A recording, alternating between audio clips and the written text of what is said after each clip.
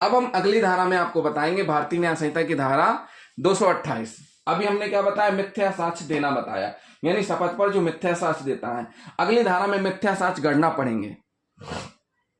क्या पढ़ेंगे अगली धारा में? मिथ्या साक्ष्य गणना। तो जिन साथियों ने अभी तक हमारा चैनल सब्सक्राइब नहीं किया, हमारे चैनल को सब्सक्राइब जरूर कर लें और वीडियो को लास्ट तक जरूर देखें, साथ ही साथ कमेंट भी करते जाएं। तो साथियों, बीएनएस की धारा 228 जो कि आईपीसी की धारा 192 के समरूप है, मिथ्या साक्ष्य गणना। क्या कह रही है धारा? मिथ्या साक्ष्य गणना, झूठे साक्ष्य तैयार करना। अभी हमने क्या बताया? झूठे साक्ष्य देना। अब हम बताएंगे मिथ्या साक्ष्य गणना। इस धारा में यह उपबंधित है कि यदि कोई व्यक्ति किसी न्यायिक कार्रवाई में प्रयुक्त किए जाने हेतु कोई मिथ्या दस्तावेज तैयार करता है तो वह मिथ्या साक्ष्य गणने का दोषी होगा, परंतु यह धारा लागू होने के लिए दस्तावेज की प्रकृति इस प्रकार की होना आवश्यक है जो न्यायिक कार्रवाई को प्रभावित करती हो।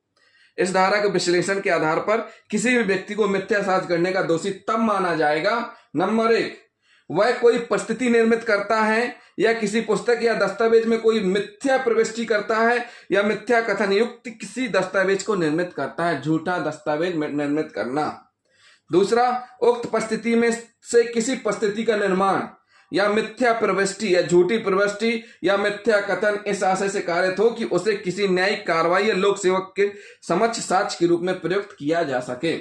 नंबर 3, ऐसे कार्य का आशय यह रहा हो कि साक्ष्य के आधार पर निर्णय लेने वाला व्यक्ति गलत निर्णय ले। ऐसे कार्य का आशय यह रहा हो कि साक्ष्य के आधार पर निर्णय लेने वाला व्यक्ति गलत निर्णय ले। उसने मिथ्या साक्ष्य इसलिए गढ़ा ताकि निर्णय गलत हो। नंबर 4, ऐसा गलत निर्णय या राय कार्रवाई से संबंधित किसी तात्विक बात से संबंधित हो जो कार्रवाई के परिणाम को प्रभावित करे। तो ये 4 पॉइंट हैं जिनके आधार पर मिथ्या साक्ष्य गणना स्पष्ट होता है। इस धारा के प्रयोजन हेतु साक्ष्य गढ़ी गई है वह विधि के अंतर्गत साक्ष्य के रूप में ग्राह्य होनी चाहिए। यदि कोई कथन या दस्तावेज साक्ष्य के रूप में ग्राह्य न हो तो वह नहीं कहा जा सकेगा कि मिथ्या साक्ष्य गढ़ने के लिए दोषी है। सम्राट बनाम छेड़ालाल के बाद में अभियुक्त के भाई ने न्यायालय से प्रार्थना की कि अभियोजन के साक्ष्यों के साक्ष्य लिए जाने के पूर्व उससे अभियुक्त की शिनाख्त करने को कहा जाए। न्यायालय ने ऐसे हेतु 10-12 व्यक्तियों को न्यायालय के समक्ष शिनाख्त परेड में खड़ा करके अभियोजन पक्ष के साक्ष्यों को अभियुक्त को पहचानने के लिए कहा, लेकिन उनमें से कोई भी अभियुक्त की सही पहचान नहीं कर सका। तत्पश्चात न्यायालय ने एक साक्षी से यह जानना चाहा कि इनमें से अभियुक्त कौन सा है, जिस पर साक्षी ने एक ऐसे व्यक्ति को इंगित किया जो वास्तव में अभियुक्त व्यक्ति नहीं था। अतः न्यायालय ने उस साक्षी को मिथ्या साक्ष्य करने के लिए दोषी ठहराया। जहां ए ने बी के मकान में इस आशय से गड्ढा खोदा कि अवैध शराब का पता लगाने पर वह बी को उस गड्ढे में अवैध शराब छिपाकर रखने के लिए अपराधी साबित कर सके, न्यायालय ने ए को मिथ्या साक्ष्य गढ़ने के प्रयत्न के लिए अपराधी मानते हुए दंडित किया। मिथ्या साक्ष्य गढ़ने का अपराध किसी न्यायिक कार्रवाई के दौरान किया गया होना चाहिए। क्या होना चाहिए? किसी न्यायिक कार्रवाई के दौरान किया गया होना चाहिए। भारतीय नागरिक सुरक्षा संहिता के अनुसार ऐसी कार्रवाई जिसमें साक्ष्य विधिक रूप से शपथ पर ली जाती है न्यायिक कार्रवाई कहलाती है। अतः शपथ पर परीक्षण किया जाना न्यायिक कार्रवाई का मूल तत्व है। इस धारा को लागू करने के लिए यह आवश्यक नहीं है कि जिस समय मिथ्या साक्ष्य गढ़ी गई हो उस समय न्यायिक कार्रवाई अस्तित्व में हो या लंबित हो।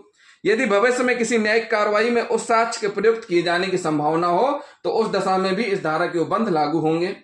अफजल बनाम हरियाणा राज्य के बाद में उच्चतम न्यायालय ने विनिश्चित किया कि जाली हस्ताक्षर करके झूठा शपथ पत्र फाइल किए जाने पर इस धारा के उपबंध लागू होंगे।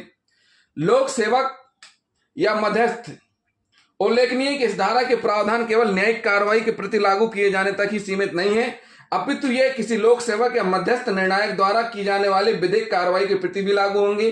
तथापि लोक सेवक या मध्यस्थ उस कार्रवाई को करने के लिए विधिता प्राधिकृत होना आवश्यक है।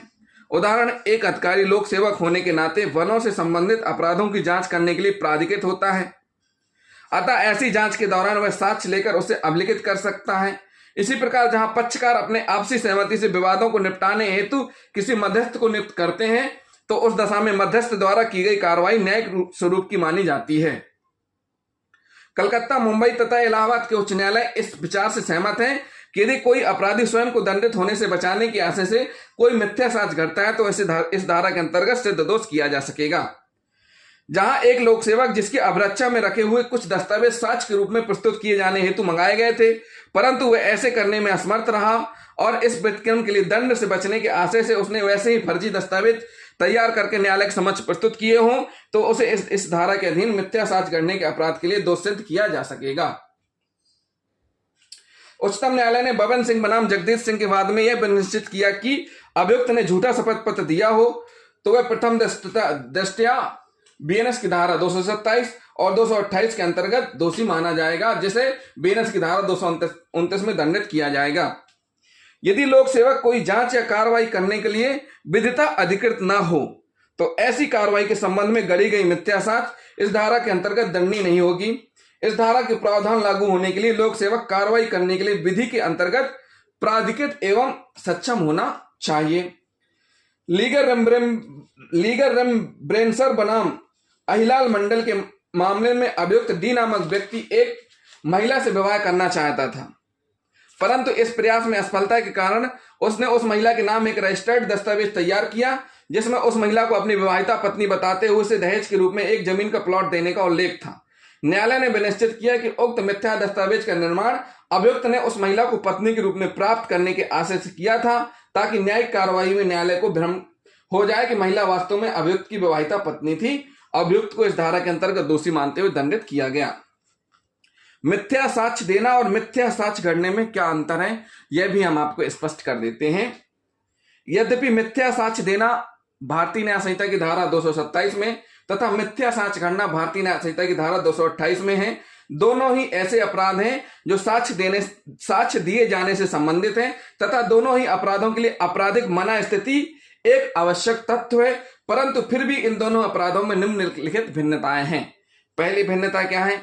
मिथ्या साक्ष्य देने के अपराध के लिए अभियुक्त का केवल सामान्य आशय होना पर्याप्त है, जबकि मिथ्या साक्ष्य गढ़ने के अपराध में विशिष्ट आशय विद्यमान होना आवश्यक है। मिथ्या साक्ष्य में देने में सामान्य आशय और मिथ्या साक्ष्य गढ़ने में विशिष्ट आशय होना आवश्यक है।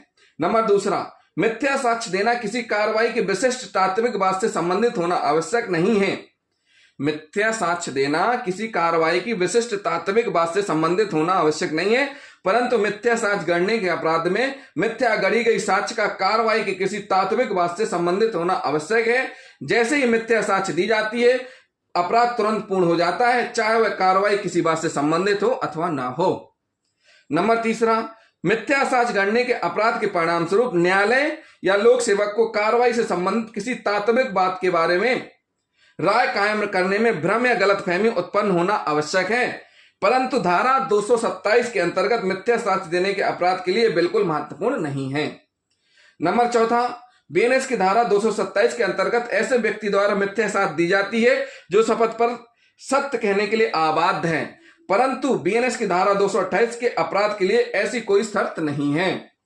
नंबर पांचवा, बीएनएस की धारा 227 के अपराध के लिए जिस समय मिथ्या साक्ष्य दी गई उस समय कोई न्यायिक कार्रवाई या गैर न्यायिक कार्रवाई अस्तित्व में होना आवश्यक है, परंतु बीएनएस की धारा 228 के अंतर्गत के अपराध के लिए ऐसी कार्रवाई की भविष्य में संभावना होना मात्र पर्याप्त आधार होगा। क्या होगा? संभावना होना मात्र पर्याप्त आधार होगा। तो इसमें कुछ उदाहरण दिए हैं, हम उन उदाहरणों को भी देख लेते हैं।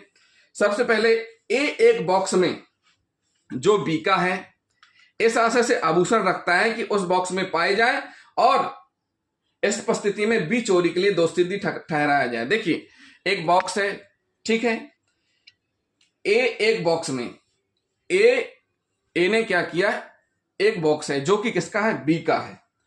ए ने चोरी के आभूषण बी के बॉक्स में रख दिए ताकि बी फंसे चोरी के आभूषण के लिए। जैसे फिल्मों में भी कई बार आपने देखा होगा कि हॉस्टल लाइफ में विलन और हीरो एक ही रूम में रहते हैं। कई बार विलन फंसाने के लिए हीरो के बेड में कुछ ऐसे ड्रग्स या कुछ ऐसे वेपन्स या ऐसे चोरी के आइटम छिपा देते हैं जिससे सर्चिंग के दौरान पकड़े जाने पर चोरी का उस पर मामला चले। बी क्या कहता है? दूसरा, ये हमने एक उदाहरण बताया। दूसरा क्या कहता है? हम मिथ्या साक्ष्य गढ़ना बता रहे हैं, उसके उदाहरण आपको बता रहे हैं। बी में क्या है? ए अपनी दुकान, मतलब ये दूसरा, बी मतलब दूसरा, ए अपनी दुकान की बही में एक मिथ्या प्रविष्टि इस प्रयोजन से करता है कि वह न्यायालय में संपोषक साक्ष्य के रूप में काम में लाया जाए। अब गलत प्रविष्टि मतलब गलत एंट्री कर दी ताकि न्यायालय में उसका उपयोग किया जाए उससे रिजल्ट विपरीत हो जाए तो यहां पर दंडित किया जाएगा ए को। नंबर तीसरा, ए को एक आपराधिक षड्यंत्र के लिए दोषी ठहराए जाने के आशय से, ए को एक आपराधिक षड्यंत्र के दोषी ठहराए जाने के आशय से बी एक पत्र ए के हस्तलेख की अनुकृति करके लिखता है जिससे यह तात्पर्य है कि ए ने उसे ऐसे आपराधिक षड्यंत्र से अपराधी को संबोधित किया है। उस पत्र को ऐसे स्थान पर रख देता है जिस संबंध में यह जानता है कि पुलिस अधिकारी संभवतः उस स्थान की तलाशी लेंगे। बी ने मिथ्या साक्ष्य गढ़ा है, स्पष्ट कर दिया कि ए को फंसाने के लिए बी ने एक पत्र लिखा ताकि वह फंस जाए और ऐसी जगह रख देता है जहां पर पुलिस सर्चिंग करे।